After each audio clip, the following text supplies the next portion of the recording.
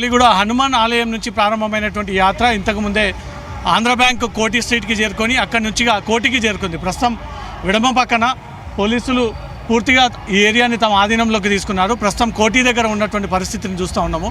Police బలగాలు సెంట్రల్తో పాటు state బలగాలు అందరూ కూడా ఇక్కడ ప్రొటెక్షన్ ఏర్పాటు చేసి ఎక్కడ కూడా ఎలాంటి అవాంఛనీయ సంఘటనలు జరగకుండా నెమ్మదిగా ర్యాలీని ఇక్కడి నుంచి కూడా తరలిస్తూ ఉన్నారు. యువకులంతా కూడా ర్యాలీలో పార్టిసిపేట్ అయినటువంటి దృశ్యాలు కనబడుతూ ఉన్నాయి.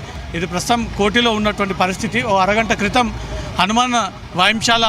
హనుమాన్ టెంపుల్ నుంచి కూడా ఈ యాత్ర ప్రారంభమైంది. నెమ్మదిగా సుల్తాన్ బజార్ వైపు ఈ యాత్ర సాగుతోంది. వేలాది మందిగా యువకులందరూ కూడా ద్విచక్ర వాహనాల పైన చేతిలో జెండాలు పట్టుకొని జై హనుమాన్ జై శ్రీరామ్ అంటూ రోడ్డుపైన నినాదాలు చేసుకుంటూ కోటి వైపుగా వెళ్తున్నటువంటి దృశ్యాలు మనకు కనబడుతూ ఉన్నాయి. ఇక్కడ విశ్వ హిందూ పరిషత్ హిందూ సంఘాలతో ఉన్నటువంటి కార్మికులతో మాట్లాడదాము. ఏ రకంగా సాగుతూ ఉంది, పోలీసుల ఆంక్షలు ఏ విధంగా సాగుతూ ఉన్నాయనే దానిపై కూడా ప్రస్తుతం విహెచ్పి కార్యాలయం ఎదురుగా ఉన్నటువంటి ప్రొసెషన్ని మనం చూస్తూ ఉన్నాం. ప్రధాన ప్రొసెషన్ ఇదే. ఇక్కడే ప్రస్తుతం టాస్క్ ఫోర్స్ పోలీసులు హిందూ కార్యకర్తలు పూర్తి స్థాయిలో విహెచ్పి కార్యాలయం ఉంది.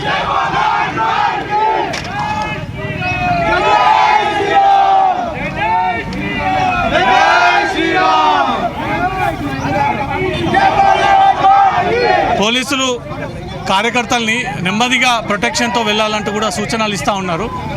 మనం ప్రస్తుతం సుభాష్ గారు ఉన్నారు మనతో.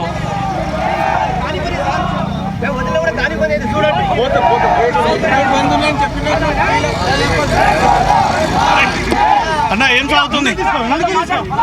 సుభాష్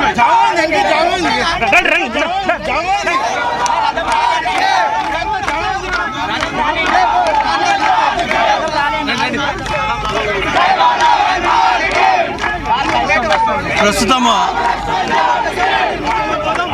హిందూ కార్యకర్తలకు పోలీసులకు కొంత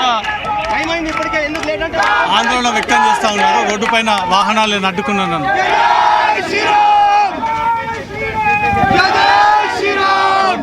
ప్రధాన అన్న ఏంటి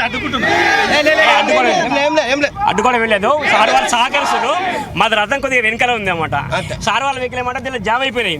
అవి ఏమంటే వాళ్ళు ముందుకు వెళ్ళాలి కాబట్టి వాళ్ళ వెహికల్ వదిలిస్తున్నాం. తర్వాత మా ర్యాలీ వాళ్ళు సహకరిస్తూ చాలా బ్రహ్మాండ సహకారం. ఎలాంటి వాళ్ళు చాలా బాగా, ఎందుకంటే వాళ్ళు ఫస్ట్ సారి ఇంతకుముందు లేదు 2 గంటల మీటింగ్ పెట్టారు సిపిఆర్. ఫస్ట్ సారి ఆల్ డిపార్ట్మెంట్ వివరణ ఇప్పించారు కాబట్టి ర్యాలీకి బ్రహ్మాండంగా వాళ్ళు సహకరిస్తారు. ఎలాంటి డిస్టర్బెన్స్ ఉంటుందని చెప్పారు సార్ గారు. సాధారణ ప్రజలకు ఇబ్బంది లేకుండా మీరు కూడా సహకరించాలి. 100% ధర్మం గురించి పనిచేసే వాళ్ళం, ప్రజల గురించి పనిచేసే వాళ్ళం, సమాజం గురించి ఆలోచించాలి కాబట్టి ఎవరికి ఇబ్బంది లేదు. మాకు ఇచ్చిన రూట్ లోపలే పర్మిషన్ ఎట్లా ఉందో ప్రతి సంవత్సరం ఎట్లా ర్యాలీ జరుగుతుందో ఈసారి ఆ విధంగా ర్యాలీ జరుగుతుంది. ఎందుకంటే ఎవరు డిస్టర్బెన్స్ సంస్థ ఆర్గనైజేషన్ కానే కాదు, అందరు శ్రేయస్ కోరుకునే వాళ్ళం మేము. కాబట్టి పబ్లిక్లో ఒక భక్తి భావన పెరగాలి, ధర్మం గురించి ఆలోచన రావాలి, దేశం గురించి ఆలోచన రావాలని చెప్పేసి ర్యాలీ ప్రారంభించాము 2004 లోపల.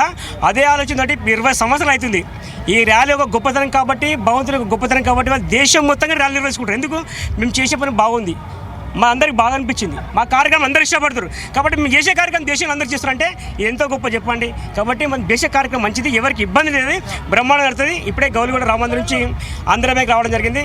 వీరసావర్కర్ స్టార్చ్ నుంచి నారంగూడ, చిక్కడపల్లి, గాంధీనగర్, మాంకాల్ టెంపుల్ బార్డర్ నుంచి తాడుమల హనుమాన్ మందిరానికి యాత్ర కొనసాగుతుంది. యాత్రలో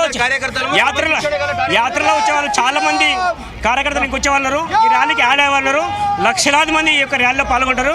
చాలా బ్రహ్మాండంగా ఈ యొక్క కార్యక్రమం కొనసాగుతుంది. ఎంత శాంతియుతంగా చేయాలన్నా పోలీసులు మీ పైన వరుసగా కేసులు పెడుతున్నారు. మొన్న రాజాసింగ్ మీద పోలీసులే స్వయంగా సుల్తాన్ బజార్ 2 ఫిర్యాదులు ఇచ్చారు. రాజాసింగ్ పైన 2 కేసులు. మా యాత్రకు ఫుల్ పర్మిషన్ ఉంది, మా యాత్రకి వెళ్ళిన ప్రాబ్లం లేదు, పర్మిషన్ ఉంది. అధికారులు చెప్పారు మీ యాత్రకు 100% మేము సహకరిస్తున్నాము. ఇంకేమైనా పోలీసులు ఏమైనా డిస్టర్బెన్స్ అనే విషయం చెప్తే అలాంటి డిస్టర్బెన్స్గా కావు, ప్రతి మీకు సహకరిస్తామని చెప్పేసి మాకు కోఆర్డినేషన్ ఒక ఆఫీసర్ గారు ఇచ్చారు. మొత్తం యాత్ర మొత్తం కొనసాగుతుంది, దీన్ని కోఆర్డినేట్ చేసుకోమని చెప్పేసి ఒక ఆఫీసర్ ఇవ్వడం జరిగింది. ఆఫీసర్ అందరికీ మాకు బాగా సహకరిస్తారు.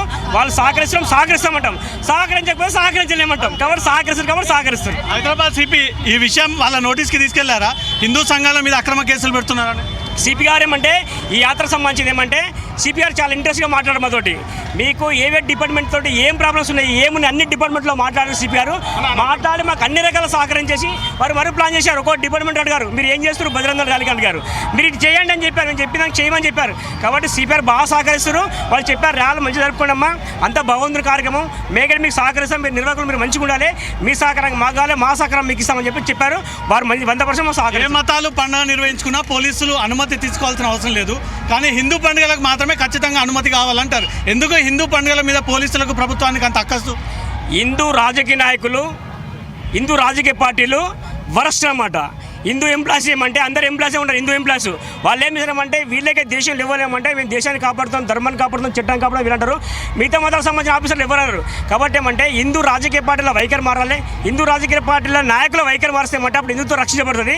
హిందువులు వచ్చిన పండుగ చేస్తున్నాయి, ఎందుకు సమస్యలు వస్తున్నాయంటే దాన్ని ఎదిరించి బయటకు వచ్చి పోట్లాడే రాజకీయ నాయక వ్యవస్థ లేదు. ఎవరు స్వార్థం గురించి వాళ్ళు పనిచేస్తారు. ఎన్ని ఓట్లు వస్తాయి, ఎన్ని మైనస్ అవుతాయి, ఎన్ని ప్లస్లు అనుకుంటారు. కానీ హిందుత్వం గురించి నేను పనిచేయాలి, ధర్మానికి వ్యతిరేకంగా పడితే మాట్లాడని ఆలోచన లేదు.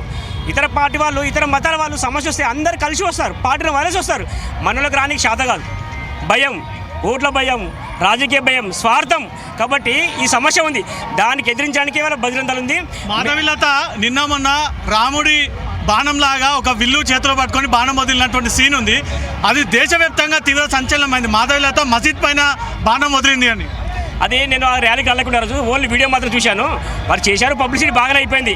వాళ్ళు అనుకోకుండా చేశారంట, అది మసీదు వాళ్ళకి తెలియదు, అనుకోకుండా చేశారు కాబట్టి దాన్ని కావాలని మసీదు అని చెప్పి చూపించారంట. కాబట్టి ఇప్పటికే చెప్పారు, ఒక స్వామి చెప్పారు అక్కడ ఏముందో మనకేం తెలుసు. 5 సార్లు ప్రామిస్ చేయించారు, బాణం కొట్టిపించారు. అది మేము అందరం కొట్టాం, మాకేం తెలుసు అక్కడ ఏముందో కదా. అనుకోకుండా సంఘటన, దాని గురించి మేము మాట్లాడలేం కదా.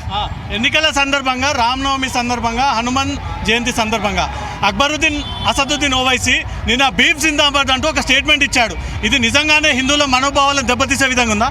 వాళ్ళు ఎప్పుడూ ఈ దేశంలో హిందువుల గురించి ఎప్పుడు ఆలోచించారు. వాళ్ళు ఎప్పుడు వ్యతిరేకంగా పనిచేస్తారు, ఎప్పుడు హిందుత్వాన్ని వ్యతిరేకంగా పని. హిందువులో ఒక ముక్త వాళ్ళు ఇంకోటి ఇస్తారు, మేము ఒకటి తింటే వాళ్ళు ఇంకోటి తింటారు, మేము ఒక పని ఇంకో వ్యతిరేకిస్తారు. వాళ్ళు ఎప్పుడేమంటే ఎప్పుడు వ్యతిరేకంగా పనిచేయాలని ఒక ఆలోచన, ఎప్పుడు ధర్మాన్ని విరుద్ధంగా పనిచే ఆలోచన. ఎందుకంటే వాళ్ళకు ఓటు బ్యాంక్ ఉందని చెప్పేసి అందరు రాజకీయ నాయకుల పక్షాలు ఎదురు కాబట్టి వాళ్ళు ఏది చేసినా నడుస్తుంది. ఇక ఏమంటే ఈ రాష్ట్రం లోపల 2 రాజ్యాంగాలు నడుస్తున్నాయి. ఒకటి తెలంగాణ ప్రభుత్వం సెక్రటరీ నడుస్తుంది, ఇంకోటి ఏమంటే ఎంఐఎం పార్టీ ఆఫీస్ నడుస్తుంది. హైదరాబాద్ 2 రాజ్యాంగాలు ఎప్పటి నుంచి నడుస్తున్నాయి. దాన్ని కంట్రోల్ చేసే వ్యవస్థ ఎప్పుడు వస్తుంది అప్పుడు వాళ్ళందరూ చక్కగా నోరు మూసుకుంటారు. కాబట్టి అది జరుగుతూ ఉంటారు. వాళ్ళకి నోరు లేదు, అదుపు లేదు, వాళ్ళు మాట్లాడుతుంటారు. ఎందుకంటే వాళ్ళు నేను శిక్షించబడి ఇవ్వలేడు.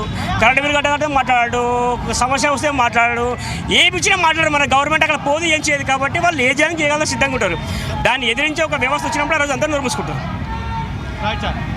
ప్రస్తుతం కోటి మెటర్నిటీ ఆసుపత్రి ముందు నుంచి శోభయాత్ర కదులుతూ ఉంది. పోలీసులు గట్టి సెక్యూరిటీని ఏర్పాటు చేయడం జరిగింది. ఇక్కడ సీసీటీవీ కెమెరాలను కూడా ఏర్పాటు చేసి సీసీటీవీ కెమెరా పర్యవేక్షణలో కూడా ఈ ర్యాలీ కొనసాగించే విధంగా మాత్రం ఏర్పాట్లు చేస్తూ ఉన్నారు. ఈసారి మాత్రం ఈ ర్యాలీ విజయవంతంగా చేసే దిశగా మాత్రం హైదరాబాద్ పోలీసులు స్పెషల్ టీమ్స్ని ఏర్పాటు చేసి ఈ ర్యాలీని నెమ్మదిగా తరలిస్తూ ఉన్నారు. ప్రస్తుతం కోటి దగ్గర నెలకొన్నటువంటి పరిస్థితి. బైక్ ర్యాలీలతో యువత శ్రీరాముని పేరు తలుచుకొని శ్రీరాముడి యొక్క మాటలని గుర్తు చేసుకొని అయోధ్యలో ఇటీవల ఏర్పడినటువంటి అయోధ్య రామ మందిర నిర్మాణాన్ని గుర్తు చేసుకొని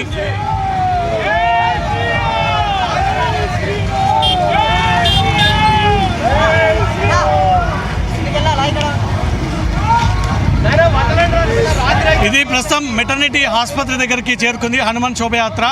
ఎక్కడ కూడా ఏ వివాదం కొనసాగకుండా, ఎక్కడ కూడా పోలీసులు ఎలాంటి ఇక్కట్లు లేకుండా మాత్రం ఈ ర్యాలీని పీస్ఫుల్గా ముందుకు సాగిస్తూ ఉన్నారు. మనకు వెనుక భాగంలో ద్విచక్ర వాహనాల పైన హనుమాన్ భక్తులు, రామ భక్తులు పెద్ద మొత్తంలో నినాదాలు చేసుకుంటూ ఇక్కడ నుంచి ఆంధ్ర బ్యాంక్ వరకు కూడా కనబడుతున్నటువంటి దృశ్యాలు ఉన్నాయి. వీళ్ళంతా కూడా ద్విచక్ర వాహనదారులు రాముడి యొక్క నామస్మరణంతో మారుమోగిస్తున్నటువంటి పరిస్థితి కనబడతా ఉంది. మొత్తం వన్ సైడ్ రోడ్గా ట్రాఫిక్ని డైవర్ట్ చేసి ట్రాఫిక్ని పూర్తి స్థాయిలో నిలిపివేసి ఎక్కడ కూడా ఆటంకం ఏర్పడకుండా ఈ ఏర్పాట్లు మాత్రం చేస్తున్నటువంటి సిచ్యువేషన్ నెలకొంది. మొత్తం ఒక్కసారిగా ద్విచక్ర వాహనదారులు ప్రస్తుతం తాడ్బండ్ వైపు వెళ్ళేటువంటికి సిద్ధం. Hello, okay Raviteja, right, thanks for the updates.